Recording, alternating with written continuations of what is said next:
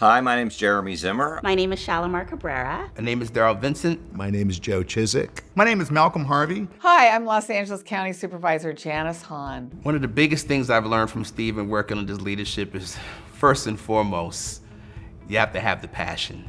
Your life purpose can be your career if you really believe in what you want to do. I don't think anyone's met Steve that doesn't believe that this is his purpose in life. When I first met Steve, I was immediately taken by his calm, cool demeanor, his absolute command of what it was he was trying to accomplish and the need for U.S. vets in our community and in the community of veterans. This is really what they call it, a labor of love, a labor of responsibility, a labor of recognizing that we have a responsibility to those that have served.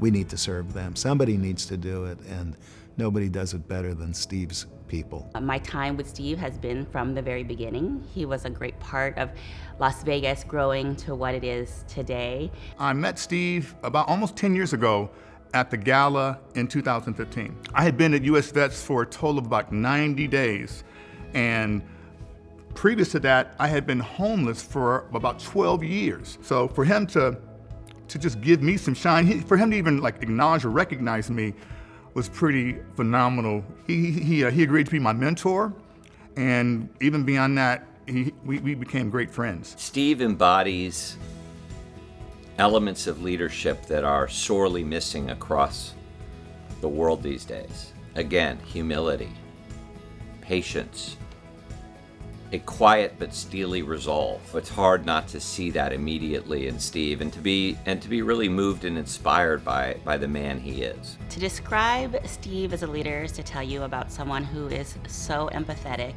not afraid to share his emotion.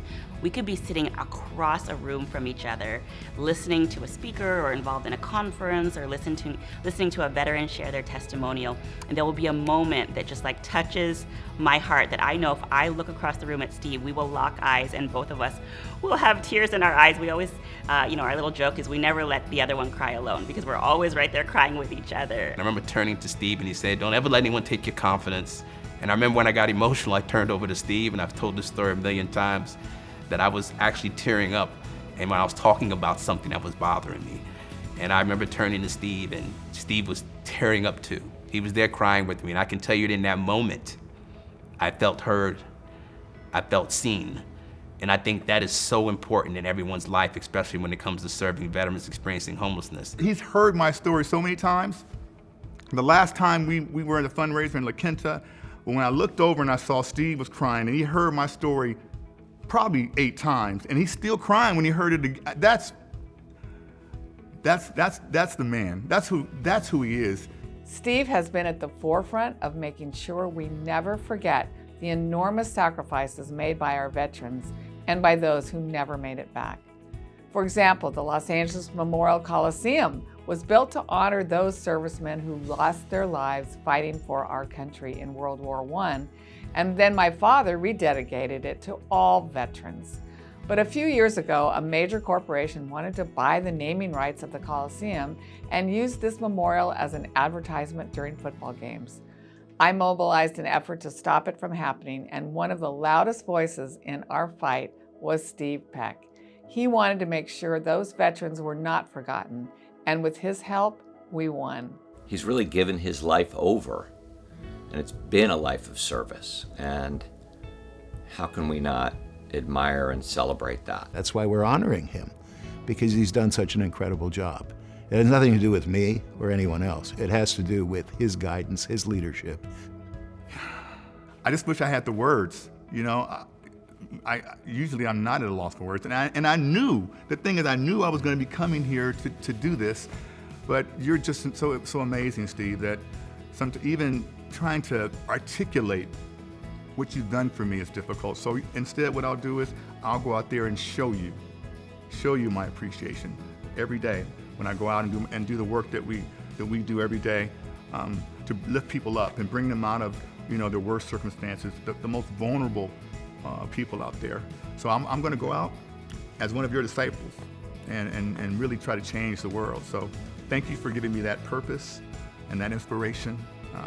And I just love you. Steve, that time has come. Officially happy retirement. You're in your retirement era, and I couldn't be more excited for you. I hope that you know how much you've changed so many lives in the decades that you've been doing this work. Certainly the veterans' lives, and certainly the lives of the people who look up to you, who are working in this organization, and certainly in my own life. Thank you for everything. You mean so much to all of us, and especially to me. Thank you. Steve, I know you're retiring from philanthropy, but I know you're going to start your career in show business. I think it's, we need you. We need another hero, as I said, and, Clint Eastwood has only got so many movies left, and we need a steely-eyed hero. So I look forward to representing you. I look forward to taking you to the Polo Lounge for lunch and talking about projects, and I know we're going to have a great run here for the next couple of decades. Steve, thank you for your extraordinary service to Los Angeles County and to our nation, both on the battlefield and back here at home. Congratulations and best wishes on your retirement. So Steve, as you know, I fly fish, just like getting homeless veterans into shelter and changing their lives. There's a lot of reward in catching a fish too. So let's do that now that we're both retiring. Good to know you, Steve. Steve, as you embark on your retirement, just know that your impact is felt. When we first started 20 years ago, the number was over 250,000. Now it's under 40,000. That's a direct reflection of your leadership, the community leadership, and the people's commitment. Just know I wish you the best in your retirement. Enjoy yourself, but just know your home is sitting right here, and I'll always be calling you when I need some guidance. Thank you, Steve.